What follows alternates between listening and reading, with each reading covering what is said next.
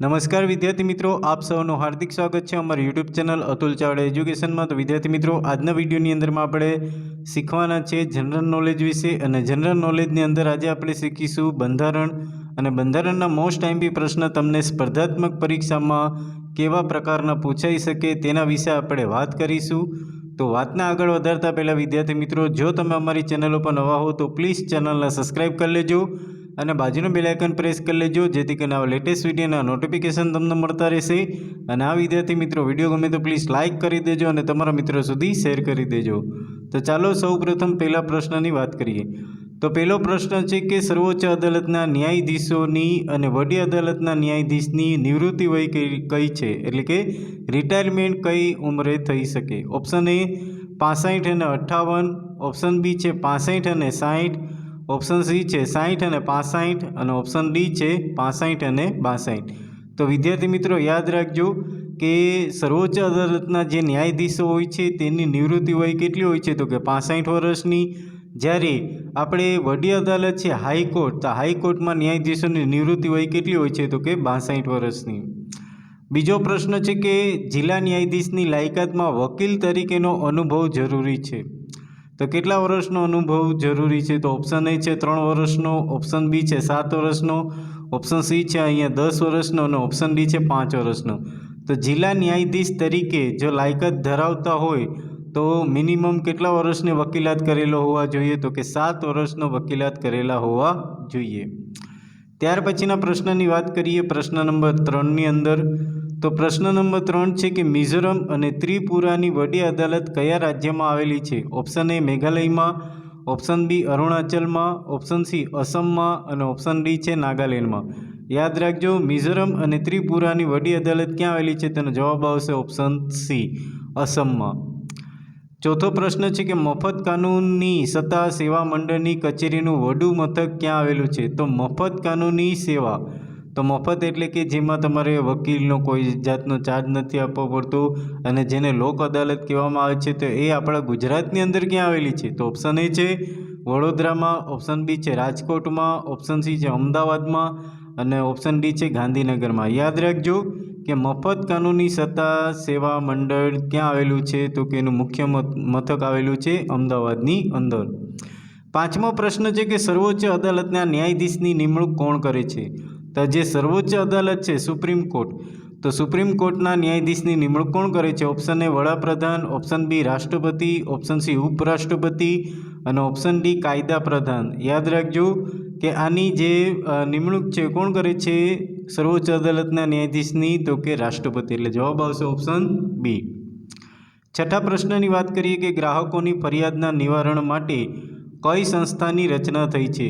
તો ગ્રાહક પોતાની જે ફરિયાદ કરે તો એ ફરિયાદ ક્યાં સાંભળવામાં આવે છે? ઓપ્શન એ મફત કાનૂની સલાહ કેન્દ્રમાં, ઓપ્શન બી દીવાની કોર્ટમાં, ઓપ્શન સી ગ્રાહક ફોરમમાં અને ત્યાર પછી ઓપ્શન ડી છે સ્મોલ કોઝ કોર્ટમાં। જવાબ આવશે ઓપ્શન સી, ગ્રાહકોની જે કંઈ ફરિયાદ હોય છે એ ફરિયાદો ક્યાં સાંભળવામાં આવે છે? ગ્રાહક ફોરમમાં। ત્યાર પછીના પ્રશ્નની વાત કરીએ, પ્રશ્ન નંબર 7, કેન્દ્ર ઉપર ટોચની અદાલત હોય છે? ઓપ્શન એ સ્થાનિક, ઓપ્શન બી છે વડી, ઓપ્શન સી છે સર્વોચ્ચ અને ઓપ્શન ડી છે વિશિષ્ટ। તો યાદ રાખજો કેન્દ્ર ઉપર ટોચની એટલે કે સૌથી ઉપર, તો સૌથી ઉપર કઈ હોય છે? તો કે સૌથી ઉપર હોય છે સર્વોચ્ચ અદાલત એટલે કે સુપ્રીમ કોર્ટ। આઠમો પ્રશ્ન છે કે સર્વોચ્ચ અદાલતના ન્યાયાધીશ થવા માટે કોઈ પણ વડી અદાલતમાં ન્યાયાધીશ તરીકેના ઓછામાં ઓછા કેટલા ખાલી જગ્યા વર્ષ સેવા જરૂરી છે? તો જો તમારે સુપ્રીમ કોર્ટના ન્યાયાધીશ તરીકે લાયકાત હોય તો તમારે કેટલા વર્ષનો ન્યાયાધીશમાં એટલે કે વડી અદાલતમાં તમે ન્યાયાધીશ તરીકે કામ કરેલા હોવા જોઈએ? ઓપ્શન એ 3 વર્ષ, ઓપ્શન બી 5, ઓપ્શન સી 7 અને ઓપ્શન ડી છે 10। યાદ રાખજો કે તમે વડી અદાલતમાં ન્યાયાધીશ તરીકે 5 વર્ષનો અનુભવ ધરાવતા હોવો જોઈએ અથવા તો 5 વર્ષનું કાર્ય કરેલા હોવા જોઈએ, તો તમે સર્વોચ્ચ અદાલતના ન્યાયાધીશ તરીકે લાયકાત પામો છો। ત્યાર પછીનો 9મો પ્રશ્ન છે કે સર્વોચ્ચ અદાલતના ન્યાયમૂર્તિઓને હોદ્દા ગ્રહણ કરતાં પહેલાં હોદ્દાની ગુપ્તતાના શપથ લેવડાવે છે. કોણ લેવડાવે છે? ઓપ્શન ઈ વડાપ્રધાન, ઓપ્શન બી રાષ્ટ્રપ્રમુખ, ઓપ્શન સી સંસદ અને ઓપ્શન ડી છે રાષ્ટ્રપ્રમુખ. યાદ રાખજો કે સર્વોચ્ચ અદાલતના ન્યાયમૂર્તિઓને હોદ્દા ગ્રહણ કરતાં પહેલાં હોદ્દાની ગુપ્તતાના શપથ કોણ લેવડાવે છે? તેનો જવાબ આવશે ઓપ્શન બી રાષ્ટ્રપ્રમુખ. ત્યાર પછીનો 10મો પ્રશ્ન છે કે સર્વોચ્ચ અદાલત પોતાના આપેલ ચુકાદાઓનું પોતે જ ખાલી જગ્યા કરી શકે છે. પોતે જ ખાલી જગ્યા શું કરી શકે?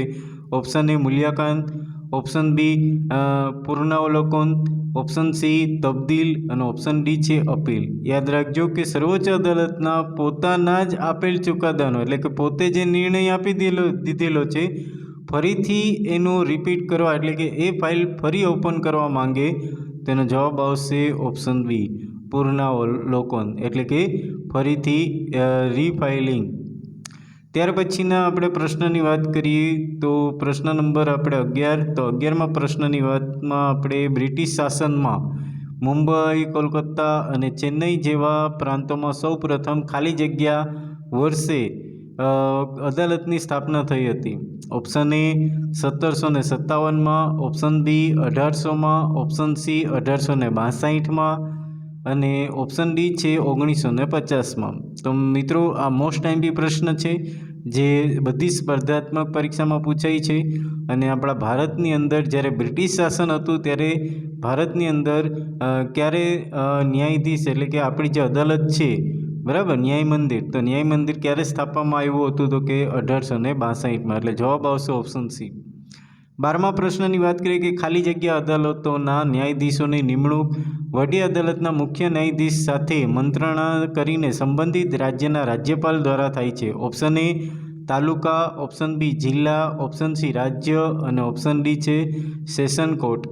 તો જવાબ આવશે ઓપ્શન બી કે જિલ્લા અદાલતોના ન્યાયાધીશોની નિમણૂક કોની સાથે? તો કે વડી અદાલતના મુખ્ય ન્યાયાધીશ સાથે મંત્રણા કરી અને રાજ્યના રાજ્યપાલ દ્વારા થાય છે.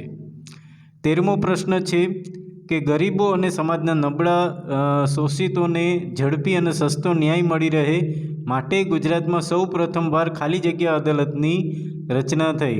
તો હમણાં જ આપણે એની વાત કરી, મેં તમને એનો જવાબ પણ કહી દીધેલો હતો, છતાં આપણે ઓપ્શન જોઈ લઈએ અહીંયા. ઓપ્શન એ છે સેશન્સ કોર્ટ, ઓપ્શન બી છે fast track court, option C છે લોક અદાલત અને ઓપ્શન ડી છે દીવાની કોર્ટ. તેનો જવાબ આવશે ઓપ્શન સી લોક અદાલત, જેમાં ગરીબો અને જે નબળા વર્ગના જે લોકો છે એ શોષિતને ઝડપી અને સસ્તો ન્યાય મળી રહે એટલે કે મફત કાનૂની સેવા એ લોક અદાલત આપણા સૌ પ્રથમ ગુજરાતમાં સ્થાપવામાં આવેલી છે. અને ક્યાં આવેલી છે? તો કે અમદાવાદમાં. યાદ રાખજો.